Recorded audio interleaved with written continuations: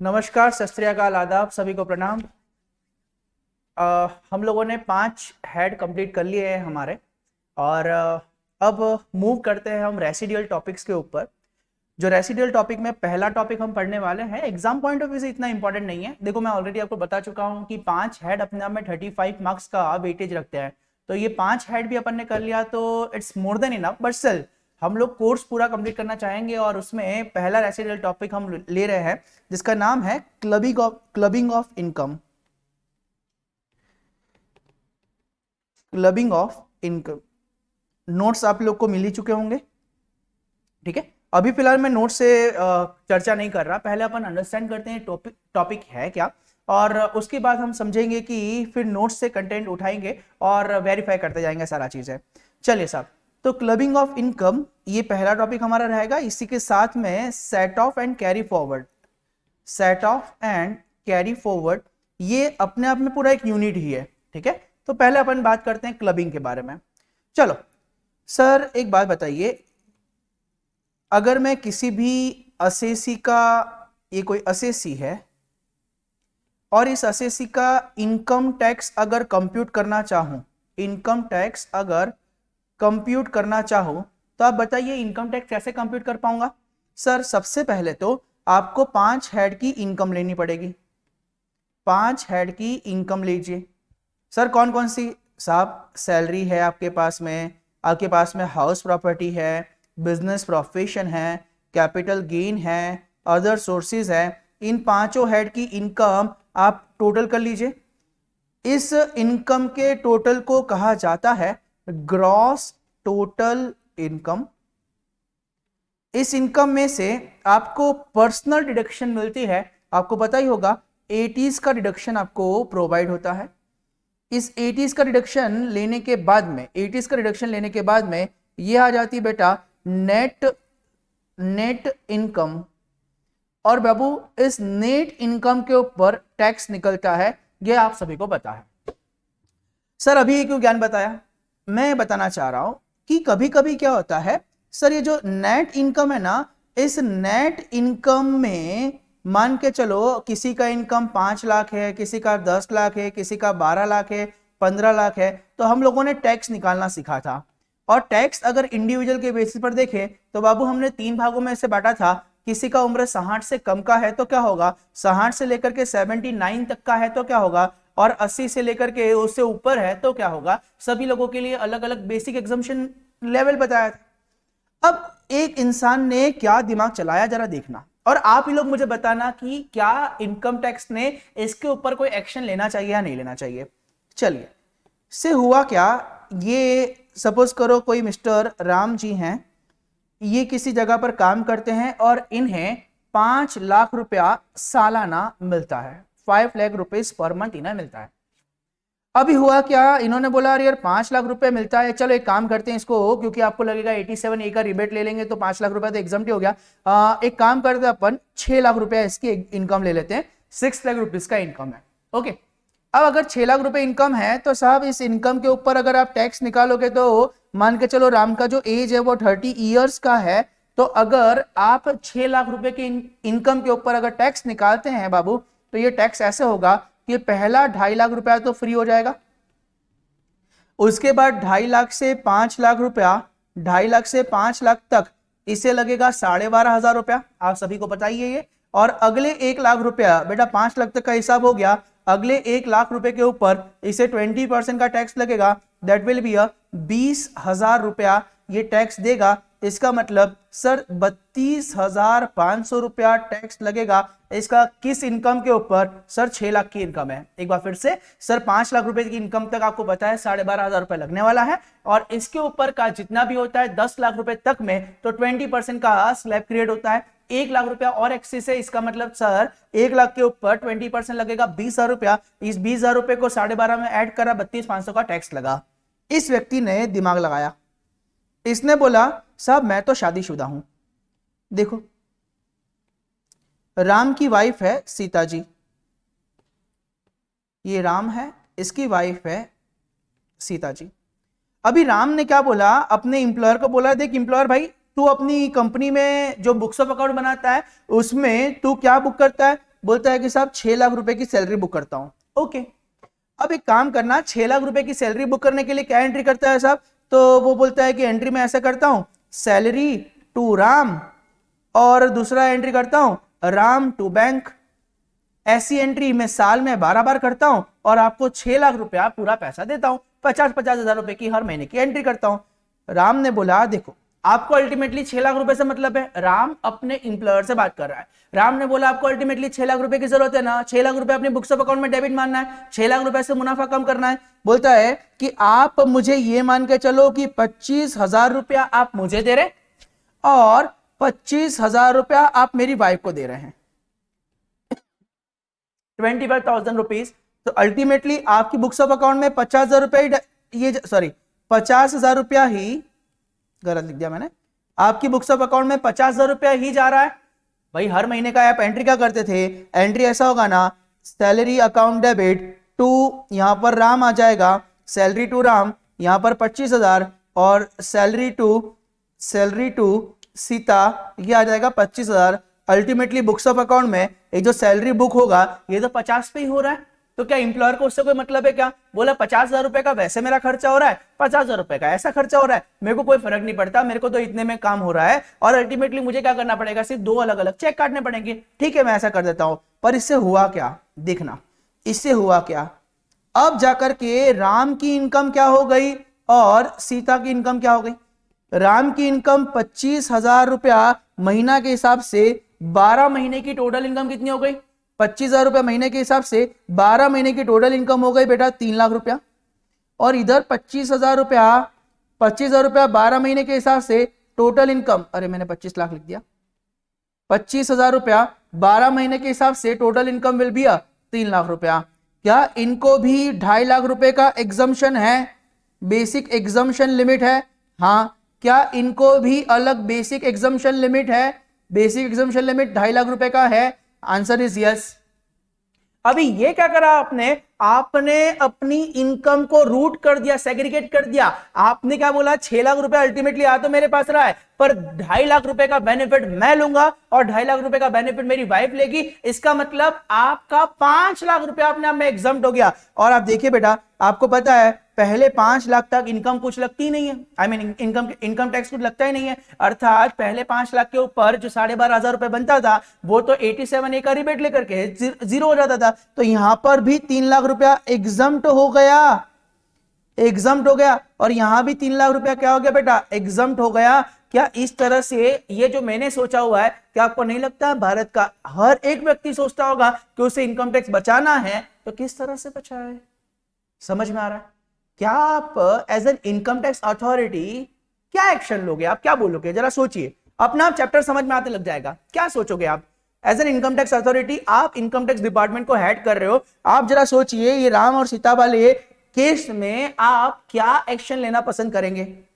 आप बोलेंगे ना सीता माता आपने जो ये किया गलत किया होगा, ये इनकम आपको बिलोंग करती नहीं थी, ये तो सिर्फ इनकम का रूट किया गया है, जो ये इनकम को रूट किया गया है हम मानेंगे नहीं ये इनकम आपकी है, हम ओरिजिनल असेसी के हाथ में ही इसे क्लब कर देंगे।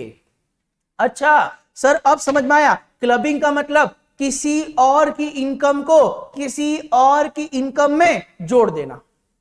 जो कुछ पुराने पाप थे ना, आपने कुछ गलती करी थी ना और अपनी इनकम को रूट किया था ना, उस रूट को आप अब ब्रेक कर रहे हो, उस रूट को आप बोल रहे हो नहीं भैया आप ऐसा पैसा नहीं, आप इसको नहीं दे सकते, आप ऐसा पैसा डेलीगेट नहीं कर सकते, ट्रांसफर नहीं कर सकते, किसी और को दिया गया पैसा उसकी इनकम में से आप ही की इनकम में वापिस जोड़ना, उसे बोला जाता है clubbing of income. Am I clear? समझ में आया क्लबिंग ऑफ इनकम क्या है? ओके चलिए बेटा जी, तो साहब ये क्लबिंग ऑफ इनकम के जो प्रोविजन है बहुत आसान सा चैप्टर है बेटा, सेक्शन नंबर 60 से लेकर के 64 तक है। चलो लिखना स्टार्ट करते हैं अपन लोग। आइए साहब लिखना क्लबिंग के प्रोविजन कहां से कहां तक है बेटा, सेक्शन नंबर 60 से लेकर के सेक्शन नंबर 64 तक में ये प्रोविजन अवेलेबल है।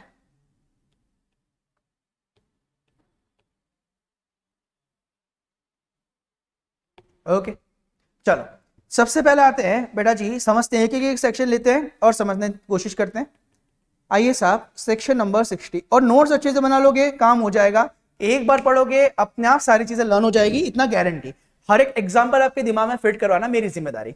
चलो सेक्शन नंबर 60 की बात करें, अगर सेक्शन नंबर 60 की बात करें तो लिखना, इसका हेडिंग क्या बोलता है, section number 60 is about transfer of income, transfer of income without transfer of assets.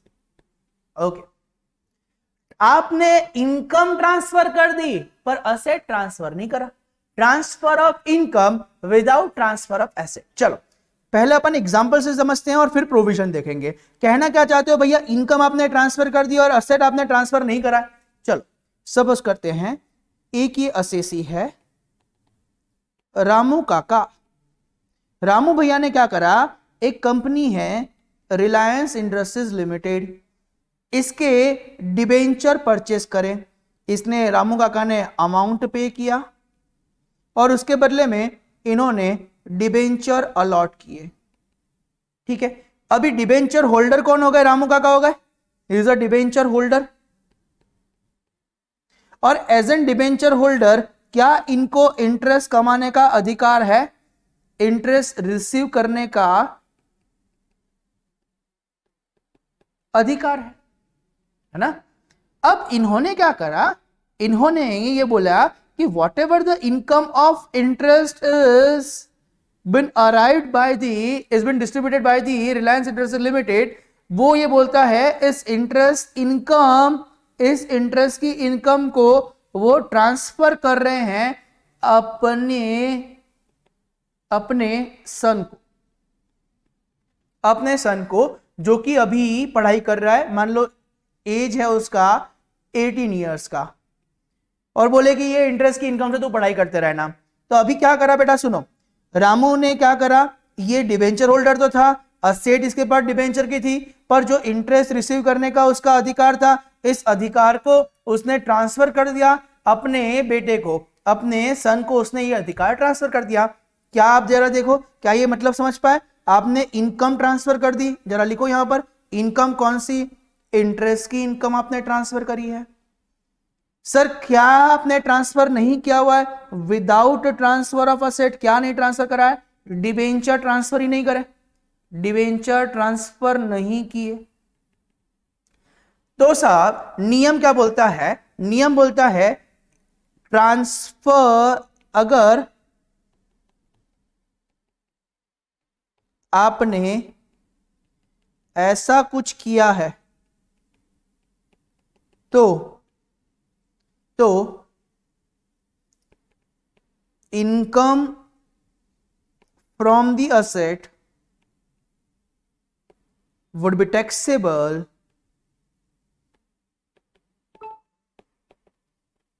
in the hands of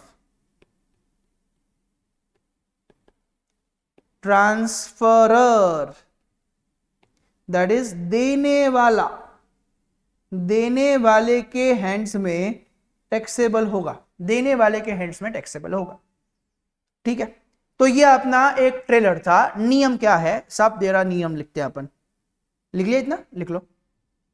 अगर आपने ऐसा कुछ किया है तो income from the asset would be taxable in the hands of transfer, देने वाले के हाथ में। सर नियम क्या है, तो यहां पर मैं लिखता हूं रूल। ये रूल बेटा 5 कंडीशन पे टिका हुआ है। 5 पांडव थे, वैसे 5 कंडीशन है यहां पर। 5 कंडीशन कौन सा, टैक्स पेयर या फिर असेसी के पास, असेसी के पास, या असेसी मस्ट, असेसी ऐसा लिखो, assessee must be the owner of the asset, must be the owner of the asset, assessee must be the owner of the asset।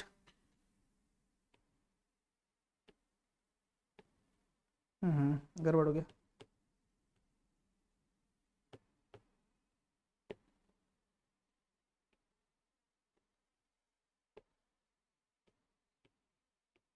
assessee must be the owner of the asset। दूसरा, ownership is not transferred, ownership is not transferred by the owner of the asset. Asset के honour ने ownership को transfer नहीं करा है, ownership को transfer नहीं करा हुआ है, तो सर किसको ट्रांसफर किया हुआ है? लिखेगा only income derived out of such asset is transferred. सिर्फ इनकम जो डिराइव्ड हो रही है वो ट्रांसफर किया गया है। Income of asset is transfer to any person. Sir क्यों ट्रांसफर क्यों करी गई होगी? ये भी तो दिमाग में आता है ना, क्यों कोई ट्रांसफर करेगा भाई? समाज सेवा थोड़ी ना करता है। बिकॉज ऑफ, हो सकता है उनके बीच में कोई सेटलमेंट करना हो, कोई सेटलमेंट करना हो सकता है कोई ट्रस्ट क्रिएट करा हो, ऐसा हो सकता है कोई एग्रीमेंट हो, ऐसा है ना। There are lots of cases, कुछ भी हो सकता है, अपने को लेना देना नहीं है। कोई भी ऐसा तरीका हो, कोई अरेंजमेंट हो, ऐसा कोई अरेंजमेंट, कुछ भी कारण हो सकता है, अपन को कारण से मतलब नहीं है। आपने ऑनरशिप ट्रांसफर नहीं करी है, रादर आपने क्या करा है? ओनली इनकम जो है वो ट्रांसफर की हुई है। ओके, अब ये पॉइंट जो है ये समझेंगे अपन। क्या बोलता है पॉइंट समझना, ये ट्रांसफर मे बी रिवोकेबल, ये ट्रांसफर मे बी रिवोकेबल और may not be revocable. Revocable मतलब तोड़ सकते हैं। लाइक ये ट्रांसफर ऐसा है कि आपने इंटरेस्ट की इनकम दी और वापस से वो सामने वाला आपको कुछ समय के बाद दे देगा, और आप इरिवोकेबल आप बोलो तो उसका मतलब क्या हो गया? आपने इंटरेस्ट की इनकम दी, सामने वाला कभी आपको वापस वो पैसा नहीं देगा। जैसे ऐसा समझो, जैसे है ना आपका फ्रेंड है, ठीक है, आपसे बोलता है कि यार मेरे को है ना अभी मेरी बंदी के साथ में ना घूमने जाना है, पर अभी मेरे पास में बाइक है नहीं, तो एक काम कर, अभी मेरे को कुछ समय के लिए बाइक दे दे। आपने बोला चल ठीक है, 2 दिन के लिए ये बाइक तेरे को दिया, तो ये रिवोकेबल होगा क्या? हाँ, ये रिवोकेबल है ना। कुछ समय के बाद में वो चीज वापस आपके पास आएगी, इट्स रिवोकेबल, है ना। वो जो चीज है आपने हमेशा के लिए थोड़ी ना दी है। पर अगर ऐसा हो कि सामने वाला व्यक्ति को आपने हमेशा के लिए दे दी, ले भैया ये वॉच तेरे को दिया है, तू ही रख, तेरे पास में रख, इट्स एन इरिवोकेबल। जीवन पर्यंत आपको दोबारा कोई चीज वापस ना मिले, इट्स एन इरिवोकेबल ट्रांसफर। फिर से, जीवन पर्यंत, ड्यूरिंग द लाइफ टाइम दोबारा से वो चीज आपको ना मिले, उसको अपन क्या बोलेंगे? इरिवोकेबल। और ड्यूरिंग द लाइफ टाइम वो चीज वापस से मिल जाए, उसको अपन बोलेंगे रिवोकेबल। एक बार लिख लेते हैं ना अपन ये वाला चीज। क्या बोला मैं? सब रिवोकेबल का मतलब during the life time, during the life time वो चीज आपको वापस मिल जाए, वो चीज आपको वापस मिल जाए, उसे रिवोकेबल कहेंगे। But irrevocable may not be revocable को अपन क्या बोलेंगे? इरिवोकेबल। इरिवोकेबल को क्या बोलेगा बाबू? इरिवोकेबल मतलब ड्यूरिंग द लाइफ टाइम आपको ये असेट नहीं मिलने वाली, ड्यूरिंग द लाइफ टाइम ये असेट नहीं मिलेगी। बार बार अपन इन शब्दों का प्रयोग करते रहेंगे, इसलिए दिमाग में बिठा लो। रिवोकेबल मतलब दोबारा से आ सकती है, और इरिवोकेबल मतलब कभी ये नहीं आने वाली है। ठीक है, चलिए, तो ये हो गया।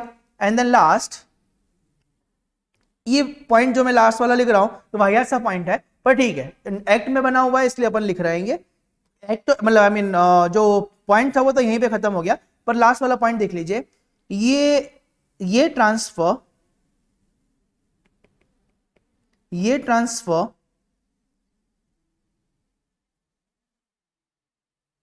After commencement of income tax act कभी भी हो सकता है,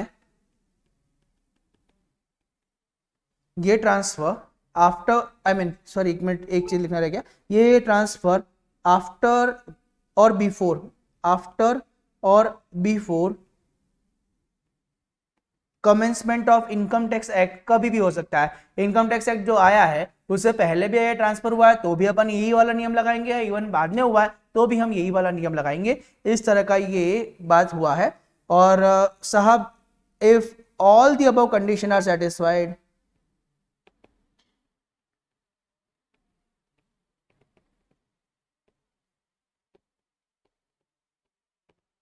if all the above conditions are satisfied, then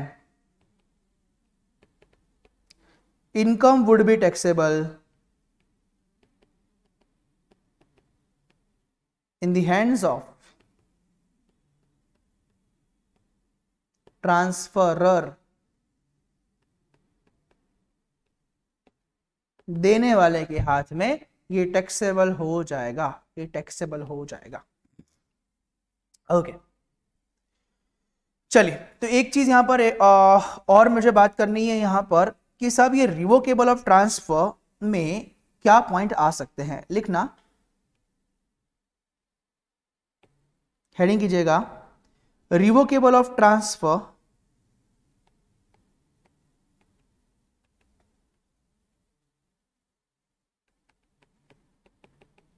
इसके बारे में कुछ बात करो। पहले अपन पॉइंट लिख लेते हैं तो समझ में आ जाएगा कि क्या बोलना चाह रहा हूं मैं। अल्टीमेटली मैं इसमें बात करना चाहता हूं कि what is revocable transfer.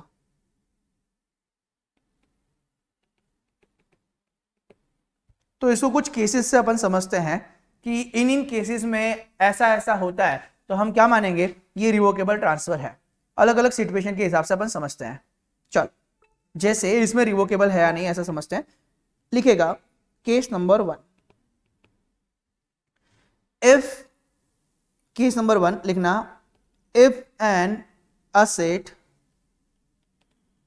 is transferred, if an asset is transferred under a trust and it is revocable during the lifetime of beneficiary, अगर कोई असेट ऐसा है जो कि आपने ट्रांसफर किया हुआ है, अगर कोई असेट ऐसा है जो कि आपने क्या किया है, ट्रांसफर किया हुआ है, किसमें, एक ट्रस्ट में, बट वो during the life time of the beneficiary, during the life time of the beneficiary वो रिवोकेबल है, तो हम इसे रिवोकेबल के ही टर्म्स में मानेंगे। सर कोई एग्जांपल देकर के बताओ ना कैसा बात करना चाह रहे हैं। जैसे फॉर एग्जांपल से एक्स क्या कर रहा है, ट्रांसफर कर रहा है अपना एक हाउस प्रॉपर्टी, अपना एक हाउस प्रॉपर्टी, सर किसे ट्रांसफर कर रहा है, एक ट्रस्ट को ट्रांसफर कर रहा है। क्यों ट्रांसफर कर रहा है, क्योंकि उसके, या फिर ट्रांसफर कर रहा है ट्रस्ट को टू द बेनिफिट ऑफ, या for the benefit of A and B, for the benefit of A and B. पर एक्स ने क्या ये काम करा हुआ है, एक्स ने एक मजे ले लिया, बोलता है ट्रस्ट सुन, मेरे पास में ये राइट टू रिवोक होगा, मेरे पास, एक्स बोलता है कि मेरे पास राइट टू रिवोक है, right to revoke trust during the life time of A and या फिर और बी। तो साहब यहां पर क्या होगा, सो इट इज, बेटा यहां पर देखो ना, इसके पास क्या है, राइट टू रिवोक है, राइट टू रिवोक के मतलब ये रिवोकेबल ट्रांसफर है, ड्यूरिंग द लाइफ टाइम वापिस से मिल जाएगा। So it is a revocable, it is a revocable transfer and income arising from the house property is taxable in the hands of X. चलो आसान से, बहुत आराम से ये पॉइंट समझते हैं अपन। क्या बोला, देखो मैंने बोला कि साहब पहला पॉइंट ऐसा बोला केस नंबर 1 कि अगर असेट आपने ट्रांसफर करी हुई है किसी ट्रस्ट को, असेट आपने ट्रांसफर करी हुई है किसी ट्रस्ट को, and it is revocable during the life time of the beneficiary, जिसके लिए ये ट्रस्ट बनाया गया था ना, उनके लाइफ टाइम में कभी भी ये ट्रस्ट तोड़ने का अनुमति या फिर अधिकार मेरे पास में है। तो अब हुआ क्या, जरा समझना। से एक्स नाम का एक व्यक्ति है, इसने क्या करा, ट्रांसफर कर दिया अपना एक हाउस प्रॉपर्टी इस ट्रस्ट को। क्यों करा ट्रस्ट को, ताकि वो ए और बी के भले के लिए कुछ काम कर पाए। ठीक है, अब समझना यहां की कहानी ऐसी है कि साहब ये जो ट्रस्ट है ना, ये ट्रस्ट, इस ट्रस्ट ने इस हाउस प्रॉपर्टी को लेट आउट कर दिया। चलो ऐसा समझ लेते हैं, इस हाउस प्रॉपर्टी को लेट आउट करा। इस लेट आउट से क्या इस ट्रस्ट को इनकम हुई, ये बोलो ना, इस लेट आउट से इस ट्रस्ट को इनकम हुई ना, भाड़ा मिला ना, रेंट मिला ना। हाँ, और ये इनकम को यूज कैसे करेगा, वो इनकम का यूज जो होगा for the benefit of A and B होगा। भाई ट्रस्ट बनाया क्यों गया था, हाउस प्रॉपर्टी ट्रांसफर की क्यों गई थी, ताकि वो जो भी इनकम अराइव होगी ना वो ए और बी के भले में रहेगा। ओके, पर अभी एक्स ने क्या बोल दिया, एक्स ने बोला भैया मेरे पास में अधिकार क्या है, राइट टू रिवोक का अधिकार है। जब भी मेरी इच्छा होगी, ए और बी जीवित अवस्था में होंगे या ए जीवित अवस्था में या बी जीवित अवस्था में, कोई भी होगा, मेरे पास राइट टू रिवोक है।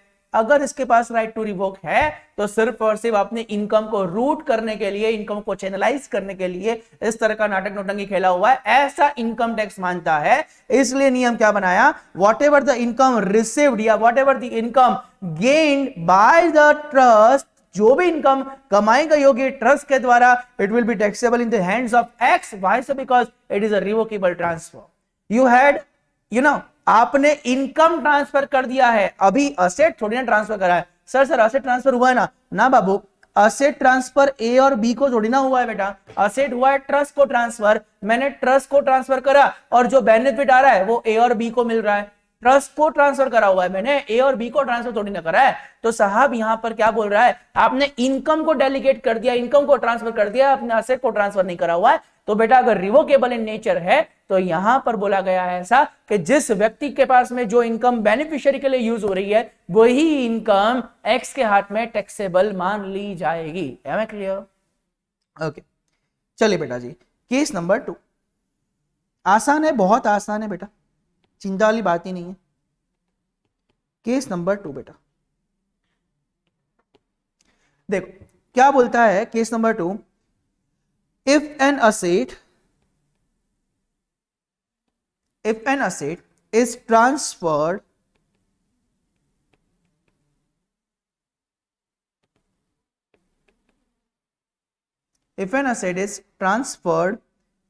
to a person,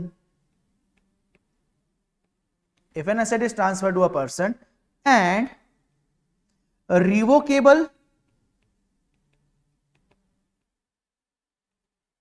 during the lifetime of transferee, transfer प्राप्त करने वाला है और रिसीवर जो हो गया, ट्रांसफर मतलब ट्रांसफर करने वाला और जो रिसीवर है वो ट्रांसफरी हो गया।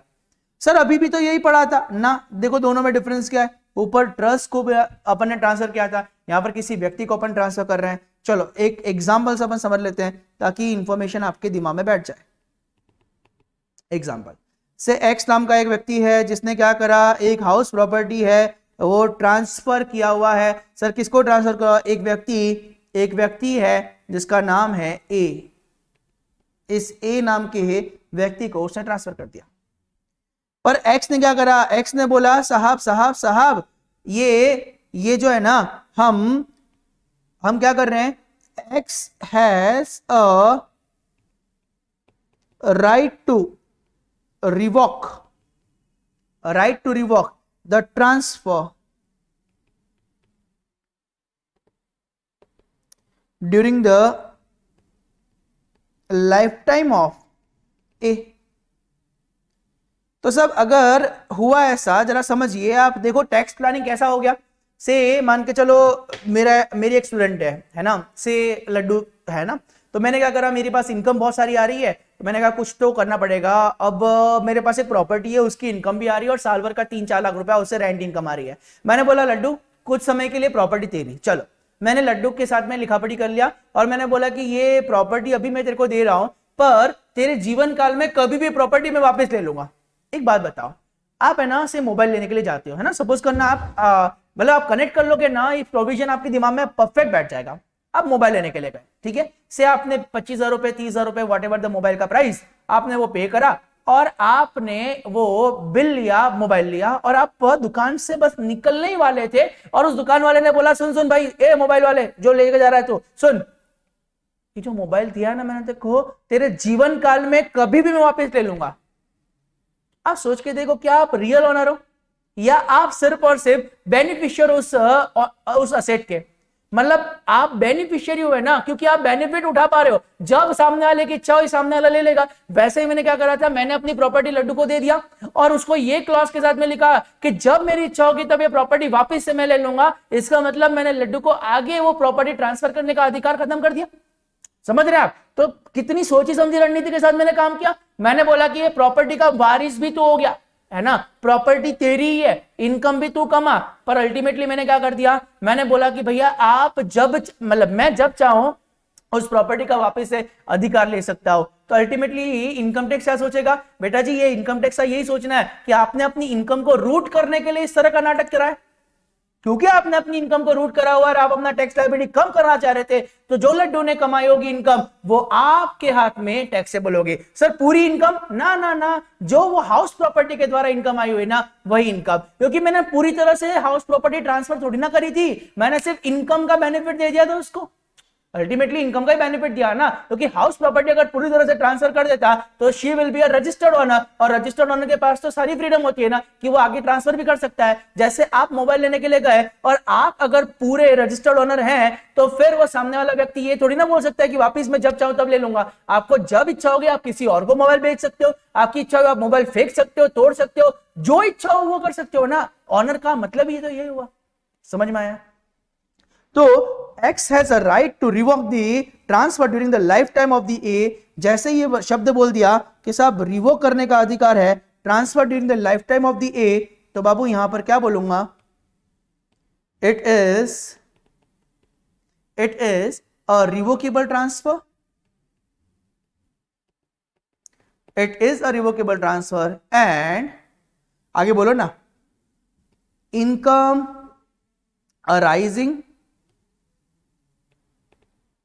out of such house property is taxable in the hands of done। okay। अब यहां पर एक तीसरा वाला प्रोविजन लिख रहा हूं जो थोड़ा सा पेचीदा है, थोड़ा सा डाइजेस्ट नहीं हुआ ऐसा होगा, पर ठीक है, प्रोविजन है एक्ट में तो अपन को तुलन करना पड़ेगा बेटा।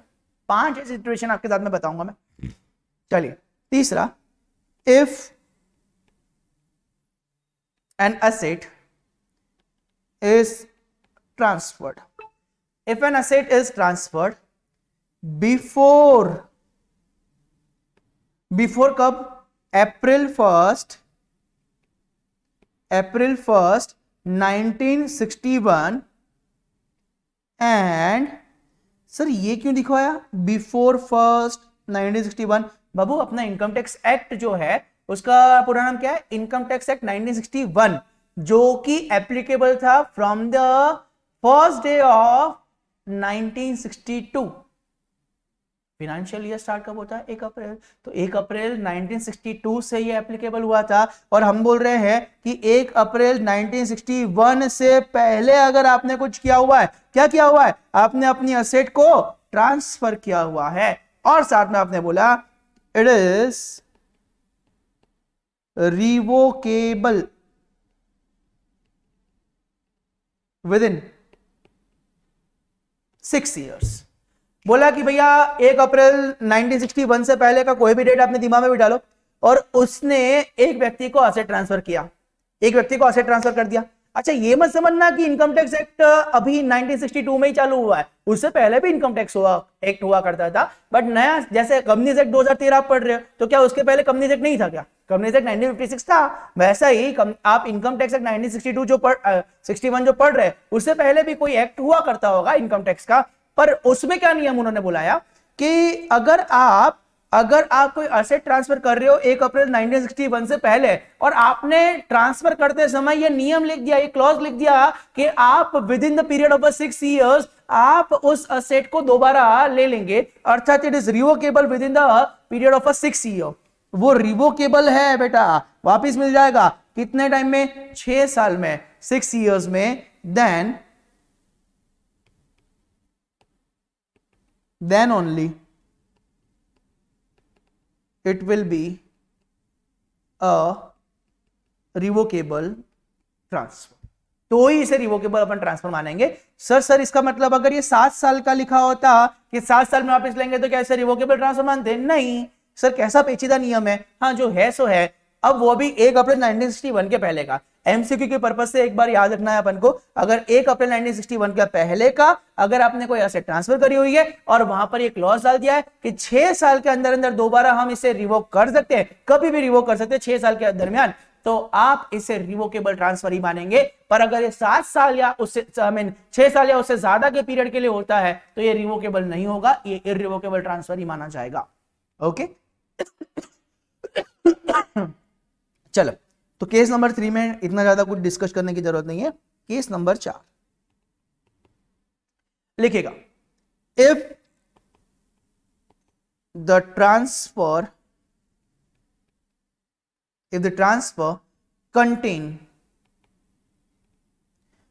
contains any provision, किस तरह का प्रोविजन? टू retransfer, फिर से, if the transfer contains any provision to retransfer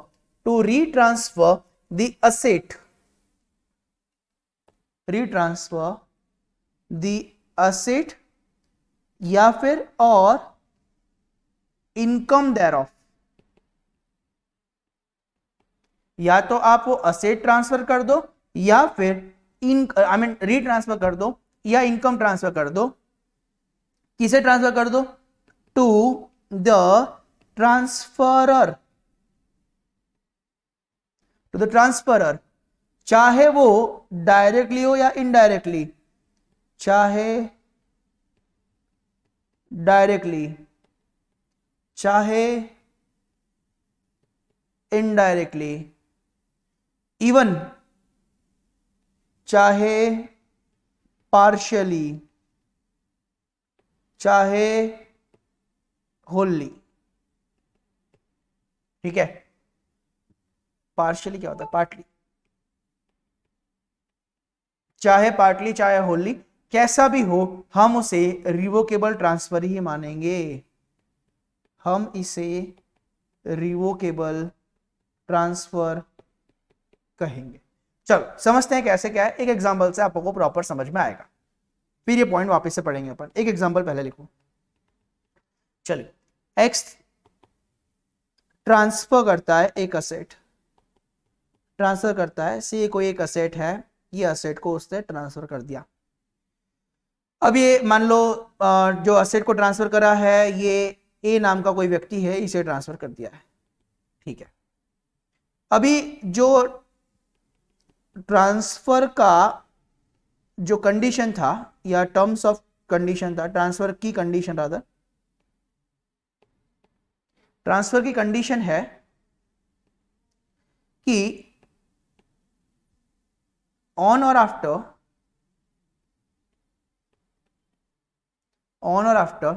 से 1/4/1998 he has a right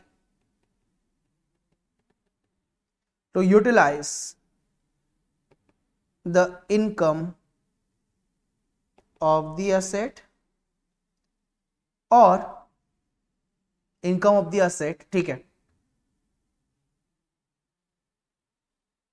अभी उसने क्या बोला कि साहब मैंने एक्स नाम का एक व्यक्ति है, उसने कोई असेट जो है वो ए को ट्रांसफर कर दी है और एक कंडीशन लगा दी है कि 1/4/98 के बाद में वो जब चाहे उसके पास ये अधिकार होगा कि वो उसकी इनकम को उससे उस प्रॉपर्टी से जो इनकम आई है उस प्रॉपर्टी की इनकम को वो यूटिलाइज करेगा।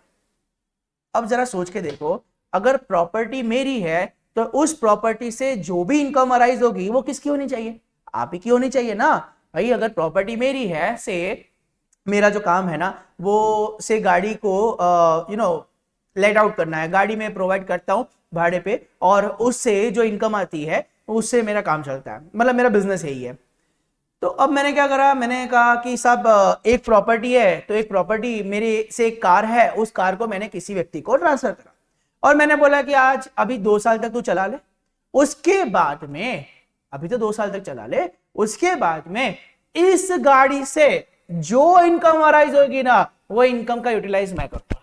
अभी तो तू चला ले, 2 साल तक चला ले, 3 साल तक चला ले, पर उसके बाद में उससे जो इनकम होगी ना वो इनकम मैं यूटिलाइज करूंगा। एक बात बताओ, अगर मैंने कार उसको दे दिया है, मैंने ट्रांसफर कर दिया उसको कार, तो कार का ऑनर कौन होगा? वो हो गया ऑनर, जो सामने वाला व्यक्ति है वो ऑनर हो गया। अगर वो ऑनर है तो वो व्यक्ति अगर कार चला रहा है या कार भाड़े पे दे रहा है या जो भी कर रहा है तो उससे जो इनकम अराइज होगी वो इसकी इनकम होगी, और इनकम अगर उसकी है तो यूटिलाइज भी वही करेगा ना। पर उसकी इनकम को यूटिलाइज कौन कर रहा है? मैं कर रहा हूं। समझो ऐसा, अगर साहब मैं क्या कर रहा हूं, मैंने ना मेरे पास में कोई प्रॉपर्टी है, उस प्रॉपर्टी को मैंने किसी और व्यक्ति को दे दिया और मैं उससे बोल रहा हूं कि इस प्रॉपर्टी के ऊपर जो भी इनकम आएगी ना उसका कुछ समय तक एंजॉयमेंट तू कर, और उसके बाद जो प्रॉपर्टी के ऊपर इनकम आएगी ना वो सारी प्रॉपर्टी की इनकम मेरे को बिलोंग करेगी, उसका यूटिलाइजेशन मैं ही करूंगा। कुछ समय के लिए तेरे को अधिकार दिया पर उसके बाद में फिर वो मेरे पास में इनकम आ जाएगी। क्या करा ये आपने? सर असेट तो ट्रांसफर करी नहीं, तो क्या अगर असेट ट्रांसफर कर दी होती तो वो सामने वाला रजिस्टर्ड यूजर बन जाता, और अगर वो रजिस्टर्ड यूजर बनता तो इनकम अगर जो अराइज होती उस प्रॉपर्टी से वो उसी की इनकम होती ना। पर आपने उससे इनकम एंजॉय करने का अधिकार छीन लिया, तो उसे ऑनर कैसे मान सकते हैं आप? नहीं मान सकते। तात्पर्य ये हुआ सर, अगर आपने कोई ऐसा कंडीशन लगाया हुआ है कि आप इस इनकम को कुछ समय के बाद में यूटिलाइज करना स्टार्ट करेंगे, शुरुआत में आपको नहीं चाहिए पर बाद में उस इनकम को यूटिलाइज करना स्टार्ट करेंगे, इसे भी आप रिवोकेबल ट्रांसफर ही मानेंगे। अब जरा पढ़िए, आपको समझ में आ जाएगा। बोलता है ऐसा, अगर ट्रांसफर किया हुआ है इस प्रोविजन के साथ में कि आपको रीट्रांसफर करना पड़ेगा, या तो वो असेट ही रीट्रांसफर कर देना, 5 साल तक दे रहा हूं मैं तेरे को, 5 साल के बाद 6वें साल मेरे पास आ जानी चाहिए, या तो वो असेट या फिर उससे जो डिराइव हो रही इनकम, असेट तुम तुम्हारे पास रखो, वो इनकम मेरे को दे देना। किसको? टू द ट्रांसफरर को, जिसने दिया था उसी को वापस मिल रहा है, चाहे डायरेक्टली मिला चाहे इनडायरेक्टली मिले। सर इनडायरेक्टली का मतलब साहब मेरे को आप मत पैसा देना, पर मेरे बच्चे जो बाहर पढ़ाई कर रहे हैं ना उनको पैसा पहुंचा देना। अल्टीमेटली मेरे यूज तो मेरा ही हुआ ना, तो साहब मैंने डायरेक्टली बोला या इनडायरेक्टली, या चाहे बोलता है पार्टली, बोलता है कि साहब पूरी अपने पास में जो प्रॉपर्टी है ना, मान लो 5 मंजिला मकान है, उसमें 3 मंजिला मकान का जो पैसा आएगा वो मेरा होगा, और 2 से जो भी लेट आउट का भाड़ा आता है वो तेरा होएगा। तो अल्टीमेटली चाहे पार्टली मिले चाहे होली मिले उससे फर्क नहीं पड़ता, ये रिवोकेबल ट्रांसफर माना जाएगा। और बेटा जो याद करो, जब भी रिवोकेबल ट्रांसफर होता है तो हम क्या बोलते हैं, क्योंकि ये रिवोकेबल ट्रांसफर है, then whatever the income received by transferee, बेटा जी जिसको मैंने ट्रांसफर किया था, transferee will be taxable in the hands of transferor, देने वाले के हाथ में टैक्सेबल हो जाएगा। कॉमन सेंस है। डन, लिख लीजिए अच्छे से। Again same to same provision है, 5वां जो पॉइंट बताने वाला हूं ना, केस नंबर 5 जो आएगा ना, सेम टू सेम प्रोविजन है, लिखिएगा केस नंबर 5। क्या बोलता है, if the transferor has any right to resume,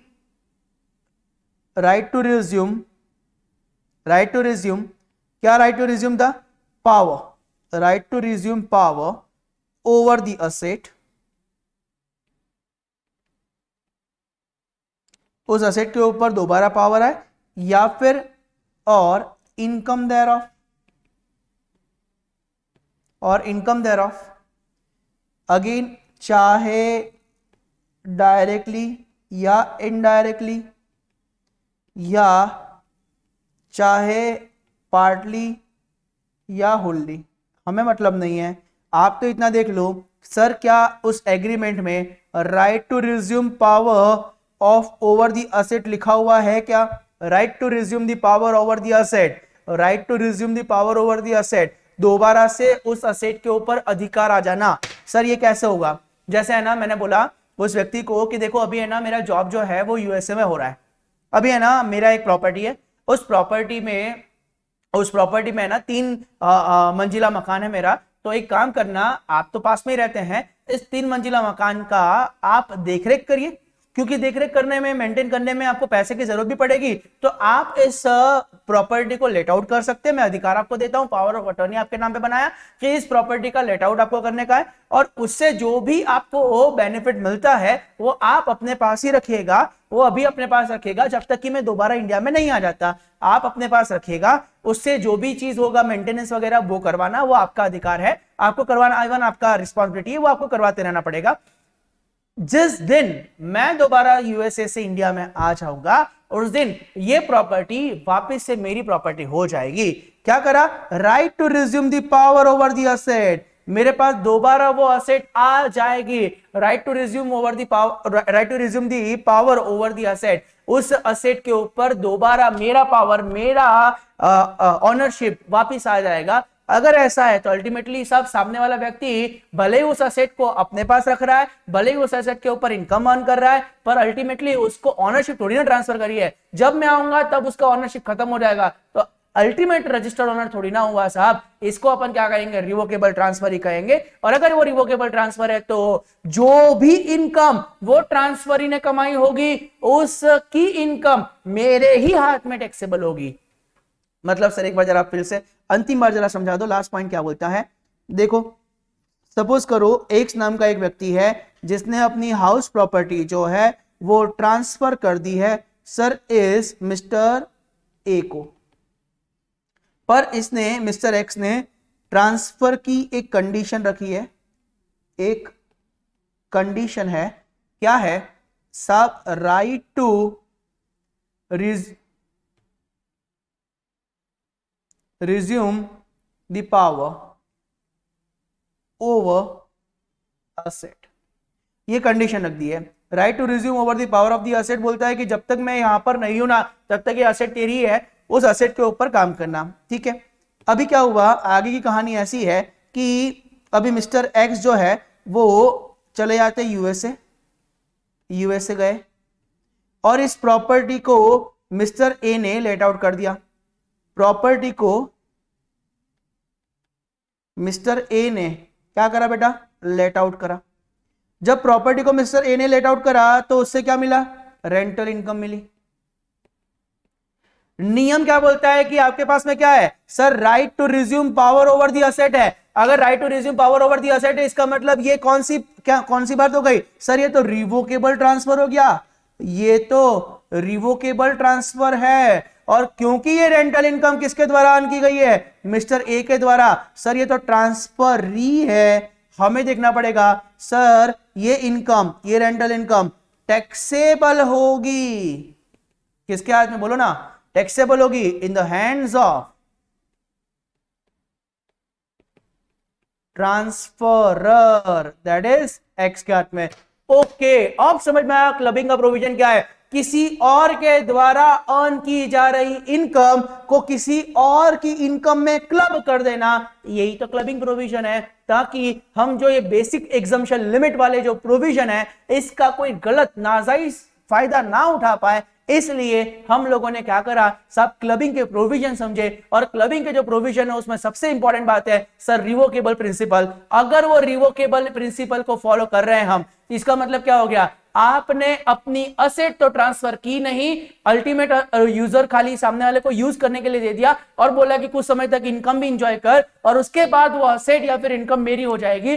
तो फिर आपने क्या करा, आपने सिर्फ चैनलाइज किया है अपनी इनकम को रूट करा है, ऐसा इनकम टैक्स डिपार्टमेंट मानेगा और उस संबंध में बोलेगा अगर आपका ये रिवोकेबल ट्रांसफर है तो ट्रांसफर करने वाले के हाथ में ही वो इनकम टैक्सेबल होगी। अब आप बोलोगे सर इनकम तो वो व्यक्ति ले रहा है ना, और आप ही ने बोला था कि when there is income there must be a tax, उस व्यक्ति के पास में इनकम है ना। बेटा जी इनकम भले उस व्यक्ति के पास में है, पर मान क्या लिया जाएगा, जिस व्यक्ति ने ट्रांसफर किया था ना उसी व्यक्ति की इनकम है, तो उसकी इनकम को जोड़ दिया जाएगा ट्रांसफरर की इनकम में। उस व्यक्ति ने, जिस व्यक्ति ने इनकम अर्न किया था ना, उस व्यक्ति की इनकम को जोड़ दिया जाएगा किसमें, ट्रांसफरर, मतलब जिस व्यक्ति ने प्रॉपर्टी दिया था ट्रांसफरर की इनकम में जोड़ दिया जाएगा और फिर उस टोटल इनकम के ऊपर उससे टैक्स लिया जाएगा। इससे क्या फायदा हुआ सर, उसका स्लैब रेट अपने आप हाई हो गया ना, स्लैब रेट बढ़ गया सामने वाले का। तो ये 5 चीज है। चलो एक काम करते हैं, अंतिम बात करके खत्म करते हैं, इसका चार्ट बना लेते हैं। ओके सर, रिवोकेबल ट्रांसफर के when to understand that transfer is revocable transfer। 5 cases आएंगे बेटा, इन 5 केसेस का अपन एक चार्ट, छोटू सा चार्ट बना देते हैं प्यार मोहब्बत सा। ओके, पहले वाले में क्या करा था अपन ने, हमने ट्रस्ट को दिया था, यहां पर ऐसा छोटू छोटू सा बना दीजिए, एक्स ने हाउस प्रॉपर्टी दिया था ट्रस्ट को, किसके लिए, बेनिफिशियरी। आपको पूरा पॉइंट याद आ जाएगा। अगर कोई एक व्यक्ति ट्रांसफर करता है अपना कोई असेट किसी ट्रस्ट को for the benefit of some person, किसी व्यक्ति के बेनिफिट के लिए, पर उसने ये बोला हुआ है कि मैं जो बेनिफिशियरी है उसके लाइफ टाइम में कभी भी, बेनिफिशियरी के लाइफ टाइम में कभी भी रिवोक कर सकते हैं, बेनिफिशियरी के लाइफ टाइम में कभी भी रिवोक कर सकते हैं। तो बेटा जी ये क्या हो गया, रिवोकेबल ट्रांसफर है पहला। दूसरा क्या आएगा बाबू, बोलो। यहां पर ट्रस्ट की जगह क्या लिख दूं मैं, ट्रस्ट की जगह कोई एक व्यक्ति था, एक्स ने अपनी हाउस प्रॉपर्टी ट्रांसफर करी किसी पर्सन को, ट्रांसफर करी और बोला कि बेटा अभी तू इस असेट को एंजॉय कर, उस इनकम को एंजॉय कर, पर आपको life time of the transferee, साथ में क्या बोल दिया, लाइफ टाइम ऑफ ट्रांसफरी, ये असेट वापस एक्स के पास आ सकती है अगर ऐसा क्लॉज आपने डाला हुआ है। अगेन ये रिवोकेबल ट्रांसफर ही है बेटा, लाइफ टाइम तक आपने बोला कि अभी कुछ समय के लिए ले आप, उसके बाद में life time of the transfer, सामने वाला जिस व्यक्ति को ट्रांसफर कर रहा है, जो उस व्यक्ति के जीवन काल तक कभी भी एसेट में वापस ले सकता हूं, अगेन ये रिवोकेबल ट्रांसफर ही है। तीसरा मैंने बोला था कि एसेट एग्जाम के लिए एक आध बार कभी आ सकता है, उसने बोला कि ऑन और आफ्टर, इवन ऑन और आफ्टर गलत हो जाएगा, बिफोर और आफ्टर,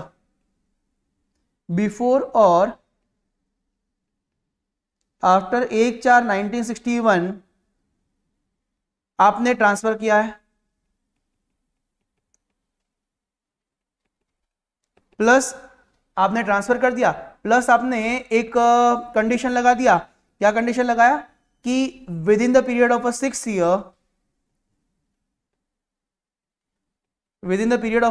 ईयर, ये क्या हो जाएगा, दोबारा से रिवोक हो जाएगा, with in the period of 6 year revocable है। तो यहां पर इंपॉर्टेंट याद रखना ये बेटा 6 साल का पीरियड है, ठीक है, with in the period of 6 year ये रिवोकेबल होएगा, ये पॉइंट अपन ने पढ़ा। फिर इसके बाद में एक लाइन बस याद रखना है, यहां पर एक पॉइंट याद रखना है, उसको बोला था प्रोविजन टू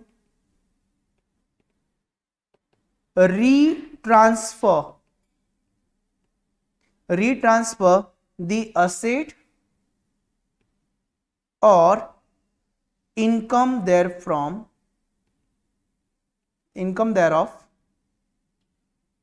ठीक है। अगर सामने वाले ने इस तरह से ट्रांसफर किया हुआ है जिसमें ऐसा प्रोविजन है कि आपको रीट्रांसफर करना पड़ेगा उस असेट को या फिर इनकम देयरऑफ को, तो भी ये हो जाएगा।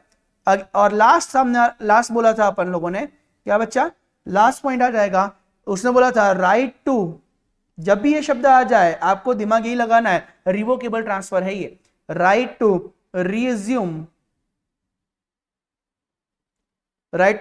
पावर ओवर द असेट और इनकम देयरऑफ। अगर आपके पास में right to resume power over the asset या फिर इनकम है तो अगेन ये क्या माना जाएगा बेटा, रिवोकेबल ट्रांसफर है। एक अंतिम लाइन लिख करके आज की सभा खत्म करते हैं, लिख देना अगर ये रिवोकेबल ट्रांसफर है, या ऐसा लिखना इसे हम रिवोकेबल ट्रांसफर मानेंगे, इसे हम रिवोकेबल ट्रांसफर मानेंगे and transferor, that is transfer करने वाला, उसके हैंड्स में इस इनकम को